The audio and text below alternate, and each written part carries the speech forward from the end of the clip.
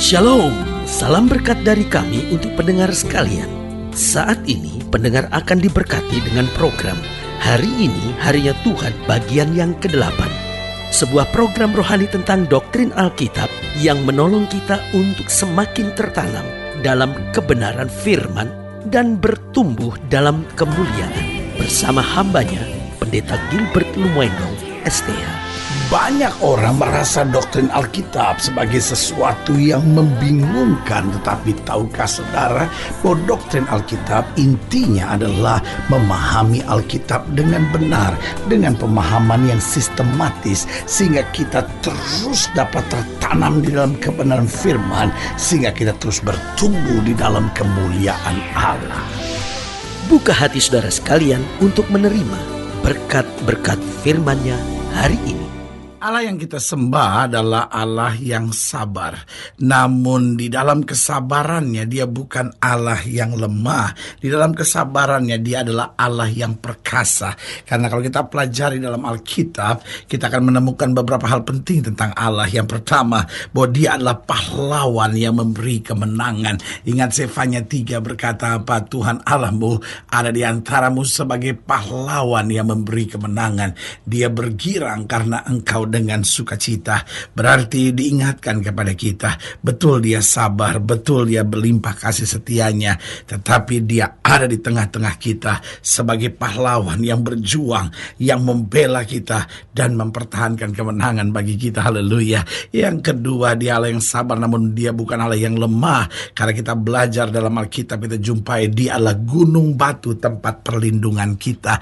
Artinya ketika kita dalam bahaya, ketika kita ada dalam masa-masa yang sukar, lalu kita bersandar kepada Tuhan, kita bergantung pada Tuhan, kita ada di dalam Tuhan, kita selalu dilindungi dari yang jahat. Sehingga Alkitab bahkan berkata, satu utas rambutmu pun tidak akan jatuh ke tanah tanpa seizin Tuhan. Haleluya. Bahkan yang ketiga kita pelajari, dia bukan hanya pahlawan yang memberi kemenangan, dia bukan hanya gunung batu tempat perlindungan kita, tetapi dia juga adalah pembela kita yang selalu memberi kepastian. Karena itu Alkitab berkata dia sekarang naik ke sorga, duduk di sebelah kanan Allah yang menjadi pembela buat kita. Artinya karena Tuhan yang membela kita, iblis tidak bisa mengintimidasi hidup kita lagi, masalah tidak bisa menekan hidup kita lagi. Kalau Tuhan yang membela kita, dipimpinnya kita dari kemenangan lepas pada kemenangan untuk dapat berjalan dalam kemuliaan-Nya. Haleluya. Berarti saudaraku, kita dapat ambil kesimpulan bahwa Allah kita memang Allah yang sabar. Dia bukan Allah yang lemah, karena dia adalah pahlawan yang memberi kemenangan. Dia adalah gunung batu tempat perlindungan kita. Dia juga adalah pembela kita yang selalu memberi kepastian. Dan yang keempat, dia juga adalah benteng pertahanan, kubu pertahanan yang dapat dipercaya. Artinya saudaraku yang kasih dalam Tuhan, dalam situasi apapun, kadangkala manusia sudah tidak bisa dipercaya lagi, tetapi tetap Tuhan adalah benteng pertahanan kita yang dapat dipercaya. Ketika segala sesuatu sudah mengecewakan kita, kita lari kepada Tuhan. Tuhan selalu memberi damai, ketenangan, sukacita dalam hati kita. Haleluya. Selamat datang dalam program kita hari ini, Harinya Tuhan. Sebuah program rohani yang kembali mengingatkan kepada kita betapa pentingnya kita menjadikan firman Tuhan sebagai dasar keseharian hidup kita.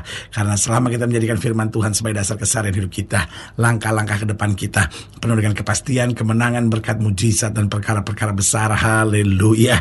Dan dalam program ini kita memang sedang membahas tentang pedang Tuhan. Wow, sebagian kita berkata, bukankah dia Allah yang penuh kasih?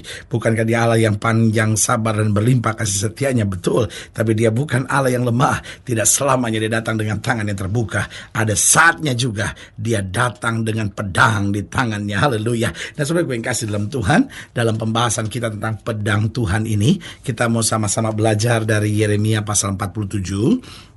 Yeremia pasal 47 ayat yang pertama sampai ayat yang ke-7. Yeremia 47, Yeremia pasal 47 ayat yang pertama sampai ayat yang ke-7. Demikian firman Tuhan. Firman Tuhan yang datang kepada Nabi Yeremia mengenai orang Filistin sebelum Firaun mengalahkan Gaza. Beginilah firman Tuhan. Lihat, Air yang meluas mengamuk dari utara, menjadi sungai yang membanjiri negeri serta isinya, kota serta penduduknya. Manusia akan berteriak dan seluruh penduduk negeri akan meratap, mendengar bunyi derap kuku kudanya, mendengar derak-derik keretanya, kertak-kertuk rodanya. Para ayah tidak lagi berpaling menoleh kepada anak-anak, sebab tangan mereka sudah lemas, oleh karena telah tiba harinya untuk membinasakan semua orang Filistin dan melenyapkan bagi Tirus dan Sidon setiap penolong yang masih tinggal. Sungguh Tuhan akan membinasakan orang Filistin, yakni sisa orang yang datang dari pulau Kaftor. Gaza telah menjadi gundul, Askelon telah menjadi bungkam. Hai Asdod, sisa orang Enak, berapa lama lagi engkau menore-nore diri? Pedang Tuhan, berapa lama lagi baru engkau berhenti?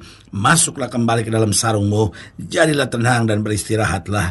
Tetapi bagaimana ia dapat berhenti? Bukankah Tuhan memerintahkannya ke Askelon dan ke tepi pantai laut? Kesanalah ia menyuruhnya. Saudaraku yang kekasih dalam Tuhan, jelas kepada orang Filistin, kepada orang Gaza, Alkitab berkata pedang Tuhan diperintahkan untuk datang kepada mereka.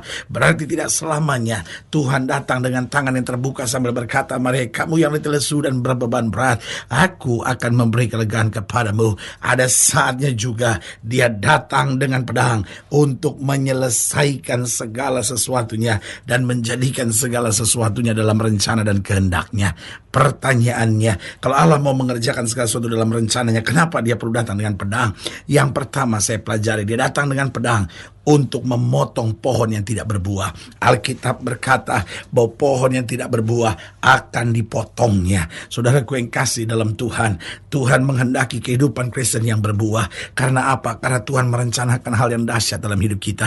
Tuhan berkati hidup kita, Tuhan bela hidup kita, Tuhan kerjakan mujizat dalam hidup kita. Apapun yang kita perlukan, Tuhan sediakan tepat pada waktunya. Tidak pernah ditinggalkannya kita, tidak pernah dibiarkannya kita. Bahkan Allah punya rancangan-rancangan yang dahsyat dalam hidup kita. Tetapi pertanyaannya, setelah Tuhan berkati hidup kita, setelah Allah kerjakan banyak buat hidup kita, setelah bahkan Tuhan kerjakan mujizat demi mujizat dalam hidup kita, pertanyaannya, adakah hidup kita menjadi pohon yang mengeluarkan buah-buah yang baik? Alkitab berkata seperti dalam Galatia pasal 5, ada buah-buah roh, kasih, damai, sukacita, sejahtera, dan segala sesuatu yang baik tersebut. Nah, saudaraku yang kasih dalam Tuhan, tetapi kenyataannya banyak kita menyebut diri kita Kristen, banyak kita menyebut diri kita sebagai orang-orang yang terima banyak berkat Tuhan, tetapi hidup kita tidak berbuah. Alkitab berkata barang siapa yang tidak berbuah akan dipotongnya dan dilemparkannya ke dalam api. Berarti dia datang dengan pedang untuk memotong pohon yang tidak berbuah. Saudaraku yang kasih dalam Tuhan, mari kita jadi orang-orang yang sadar bahwa Tuhan sudah buat banyak dalam hidup kita. Mari kita berbuah, mari kita jadi berkat, mari kita menyatakan kasih kemurahan Tuhan.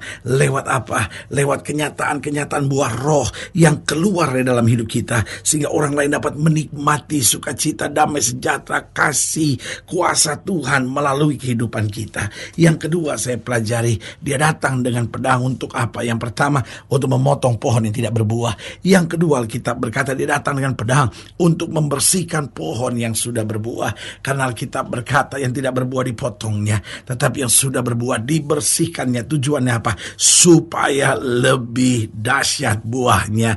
Artinya Tuhan mau hidup kita lebih lagi, supaya dia dapat mencurahkan kasih yang lebih dahsyat lagi, anugerah yang lebih dahsyat lagi. Karena itu kita harus berbuah lebih lagi, sehingga orang lain, jiwa-jiwa dapat diselamatkan lebih lagi.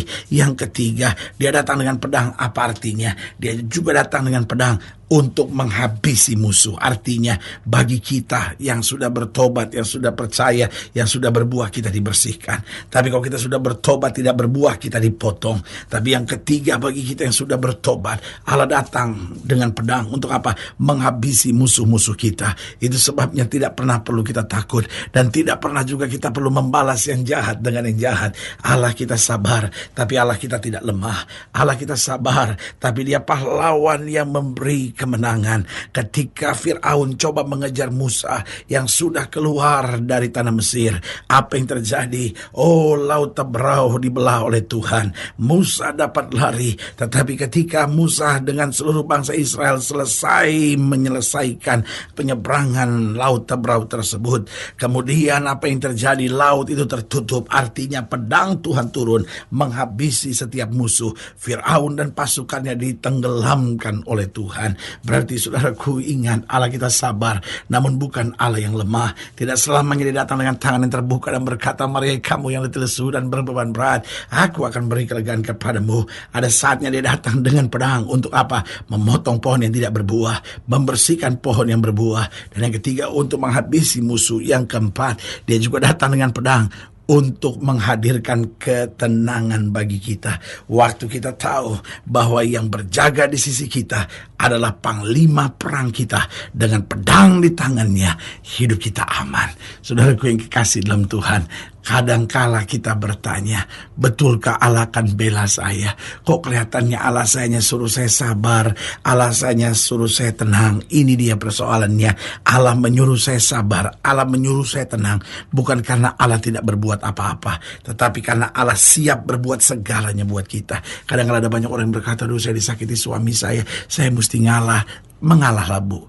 Tuhan yang akan berperang ganti ibu. Kadang-kadang kita berkata, "Aduh, orang fitnah saya, masa saya suruh sabar?" Sabarlah, Pak. Kenapa? Allah yang akan berperang ganti kita. Dia bukan Allah yang lemah. Tidak selamanya dia datang dengan tangan yang terbuka, tapi dia datang dengan pedang untuk memotong pohon yang tidak berbuah, membersihkan pohon yang berbuah, menghabisi musuh, menghadirkan ketentraman dan ketenangan bagi diri kita. Haleluya. Saudaraku yang kasih dalam Tuhan, jika saudara yang dilayani lebih jauh, hubungi kami melalui telepon, hubungi kami melalui surat, kunjungi website kami, karena kami ada untuk membawa Bapak Ibu saudara senantiasa lebih dekat pada Tuhan dan mengalami kasih kuasa mujizat yang luar biasa. Haleluya.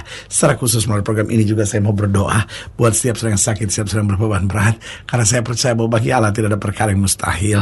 Dan saudara-saudara yang didoakan secara khusus, boleh taruh tangan kanan saudara di dada, dan kita akan berdoa. Mari kita berdoa. Bapa, dalam nama Yesus, hamba doa buat yang sakit, hamba doa buat yang berbeban berat, hamba doa untuk setiap mereka sedang menghadapi masa-masa yang sukar, bahkan mereka yang taruh tangan kanannya di dada, karena butuh mujizat, karena butuh kuasa, butuh ketenangan, butuh jamahan Tuhan secara khusus, bahkan butuh kesembuhan dari Tuhan. Hamba doa dalam nama Yesus, Tuhan jamah, sehingga hari ini kami diyakinkan Allah kami sabar, namun Dia bukan Allah yang lemah. Kami harus hidup berbuah, kami siap dibersihkan supaya hidup kami lebih lagi berbuah, sehingga kami berserah penuh kepada Tuhan yang membela kami dalam segala keadaan. Di dalam nama Yesus kami berdoa. Haleluya. Amin. Saudaraku yang kasih dalam Tuhan, kita sudah berdoa. Ingat, tidak pernah Allah lalai menepati janjinya. Inilah saatnya buat kita untuk bangkit, bersemangat, bersukacita dalam menghadapi segala perkara.